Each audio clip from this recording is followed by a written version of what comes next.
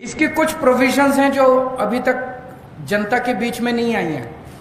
इन्होंने केवल supreme court के आदेश को ही खारिज नहीं किया, इसमें 3 और ऐसी प्रोविजंस इन लोगों ने डाली है जिससे दिल्ली सरकार लगभग खत्म हो जाती है। इसके अंदर इन्होंने लिखा है कि अगर कोई मंत्री अपने सेक्रेटरी को कोई आदेश देगा तो सेक्रेटरी के पास ये पावर दे दी गई है, सेक्रेटरी डिसाइड करेगा कि मंत्री का आदेश लीगली ठीक है कि गलत है।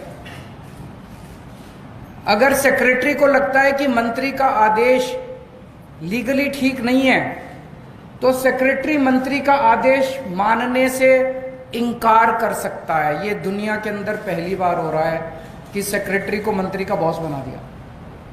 आपको 2 उदाहरण देता हूं, अभी पिछले हफ्ते हुए हैं दिल्ली सरकार में। विजिलेंस सेक्रेटरी को सौरभ भारद्वाज जी ने आदेश दिया वर्क एलोकेशन ऑर्डर की ऐसे ऐसे होगा। विजिलेंस सेक्रेटरी ने अपने आप को अब एक दिल्ली सरकार के अंदर इंडिपेंडेंट अथॉरिटी डिक्लेयर कर दिया है। वो कह रहा है कि इस ऑर्डिनेंस के आने के बाद मैं ना तो चुनी हुई सरकार के प्रति जवाबदेह हूं और एलजी के प्रति भी जवाबदेह, मैं उस अथॉरिटी जो बनाई है उसके थ्रू जवाबदेह हूं। तो डे टू डे फंक्शनिंग के लिए विजिलेंस सेक्रेटरी कह रहा है मेरा कोई बॉस नहीं है, now I am an independent authority. तो इस तरह एक और केस के अंदर एक जगह झुग्गियां टूटी। जो हमारा दिल्ली सरकार का वकील था उसने कोर्ट में बहुत कमजोर दलीलें दी। ऐसा लगा कि वकील दूसरी पार्टी से मिला हुआ है। मंत्री ने आदेश दिया कि अगली हेयरिंग में हमें कोई अच्छा सीनियर एडवोकेट हायर करना चाहिए। तो सेक्रेटरी फाइल पे लिखती है कि वकील हायर करने का प्रेरोगेटिव सेक्रेटरी का है, मंत्री मुझे आदेश नहीं दे सकता कि कौन वकील हायर करना चाहिए, इसलिए आपका आदेश इलीगल है, मैं आपके आदेश को नहीं मानती। ऐसे सरकार कैसे चलाएंगे? अब तो हर सेक्रेटरी ये डिसाइड कर रहा है कि कौन सा आदेश लीगल है और जिसको मर्जी इलीगल डिक्लेयर कर देते हैं। बस अब सेक्रेटरी की डिसीजन फाइनल है, वो सुप्रीम कोर्ट, हर सेक्रेटरी सुप्रीम कोर्ट का जज बन गया है। एक और इसके अंदर प्रोविजन है, चीफ सेक्रेटरी को ये पावर दे दी गई है कि वो डिसाइड करेगा कि कैबिनेट का कौन सा डिसीजन लीगल है और इलीगल है।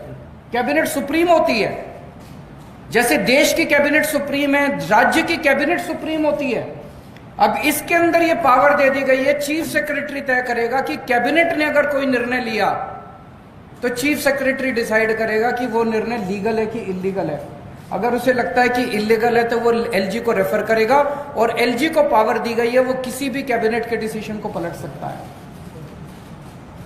आज तक भारत के इतिहास में, दुनिया के इतिहास में ऐसा कभी नहीं हुआ कि ब्यूरोक्रेसी को मंत्री के ऊपर सेक्रेटरी को बिठा दिया और कैबिनेट के ऊपर चीफ सेक्रेटरी को बिठा दिया। ये आज तक कभी नहीं हुआ। एक और इसके अंदर प्रोविजन है कि दिल्ली सरकार में जितने कमीशंस हैं, जितनी अथॉरिटीज हैं, स्टैट्यूटरी अथॉरिटीज हैं, जितनी बोर्ड्स हैं, उन सब का गठन अब केंद्र सरकार करेगी। तो दिल्ली जल बोर्ड का गठन अब केंद्र सरकार करेगी, तो वही चलाएंगे फिर water sector. Delhi transport corporation का गठन अब केंद्र सरकार करेगी, तो वही चलाएंगे transport sector. Delhi electricity regulatory commission का जितने लगभग 50 से ज्यादा कमीशंस और अलग अलग सेक्टर्स के, वो सारे अब केंद्र सरकार गठन करेगी। तो दिल्ली सरकार क्या करेगी? चुनाव क्यों कराते हो? तो ये बहुत ही खतरनाक अध्यादेश है। इसका जितना हम इसमें पढ़ रहे हैं, जितना इसके अंदर जा रहे हैं, उतना ये लग रहा है कि ये बहुत ही गलत नीयत के साथ बनाया गया है।